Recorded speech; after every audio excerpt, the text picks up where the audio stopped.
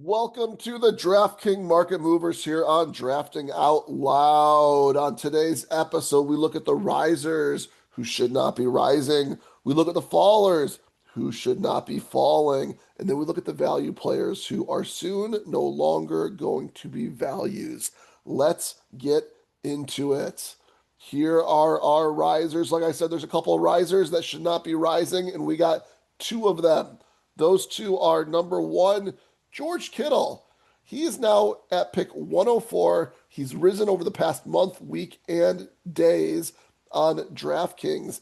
And he's coming off of a torn Achilles. He's a little bit on the older side. And his draft capital on underdog is significantly less, like in the 120s or close to the 120s. So I don't understand why he's rising up on DraftKings, knowing that he's severely overpriced on DraftKings already with all of these other negative things going on. Number two player that I'm avoiding right now that's rising on DraftKings is Denzel Boston. Now, I know he got a lot of hype early on, but then that became the lack of hype or some negative news. He started to drop over the past month, but he's rising here on DraftKings. Now, I do probably have more Denzel Boston than what I'd like to have, and I drafted some of it much earlier than I would have liked to have drafted it, considering he's fallen more recently versus rising. But it looks like he's rising again, but I don't know why. If you look at Dwayne McFarland's supermodel, he talks about how Denzel Boston is basically not a great prospect at all. In fact, he's on the bust side, and apparently his model works pretty well at identifying busts. So I'm going to trust him on that. I'm not saying I'm not going to draft him at all, but I'm definitely not chasing up the boards. And what I've found myself doing recently is that when Boston is available and there's another player that I'm kind of intrigued with, even at another position, I'm taking that other player and seeing if Boston comes around to the next round. Oftentimes he's not getting there, and so I don't end up with Boston, and that's lowering my percentage. Now, again, I'm not like trying to like not target him at all. I'm just kind of making my bets with the other player when I have like a two-way bet or something like that. And then seeing if Boston maybe makes it to the next pick.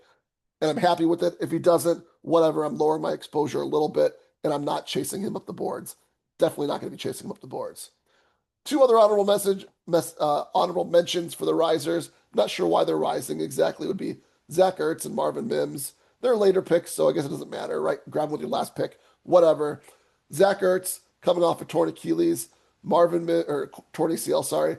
Marvin Mims with no news at all. And so Zach Ertz, he's talking about how he's ahead of schedule a little bit, but still, he's one of the older players in the NFL at a demanding position with a torn ACL late in the season. Not super confident on that. We don't even know what team he's going to be on. We assume probably the Commanders, but who knows? So I haven't taken him yet, and I don't know if I'll take him at all in the entire season. I don't think avoiding this player is going to kill my fantasy teams. Marvin Mims is rising up, and he's kind of buried on the Denver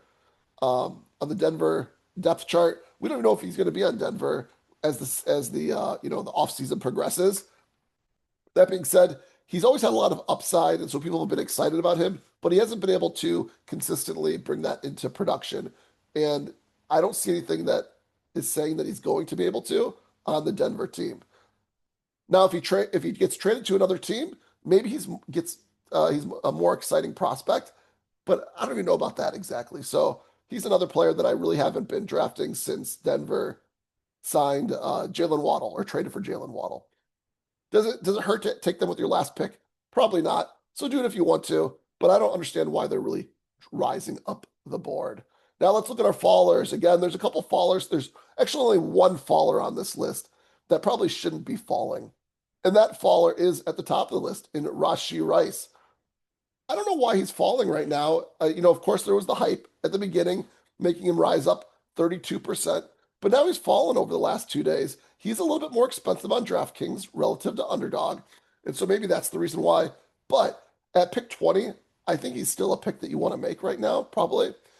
Maybe people are doing it because of all the people that got Rashee Rice in the third round, and they've decided to kind of cool off and maybe reevaluate when Best Ball Mania and the post drafts start. But in general, I don't think he should be falling. unless other news comes out that makes us reevaluate. Last but not least, we have our platform values here. And there's one platform value here that will soon no longer be a platform value. And that player is Jordan Tyson. He was actually on the risers list as well. And basically, the concern with Jordan Tyson was the injury. He recently had a workout for a lot of the NFL teams. Apparently, a lot of the NFL teams were impressed. And so you'd expect him to get great draft capital because he was able to prove his health and impress all the other teams. He is one of the top wide receivers. Some people have him ranked as high as number one in the rookie class. Others have him two or three. But either way, he should get much better draft capital after showing that he's healthy and ready to contribute this year at a high level, and the hamstring injuries are behind him. So with that, I'd be trying to make sure I get him on my team before he moves up the board even more and is no longer a value on DraftKings. 9 picks is a pretty decent amount there. It's essentially kind of from 71 to 80. You're talking about from the end of one round to almost the end of the next round or something like that. So get Jordan Tyson where you can on DraftKings. Get over on the DraftKings streets. I'm going to be doing that here before the draft starts, and I'll see you on the next one. Peace.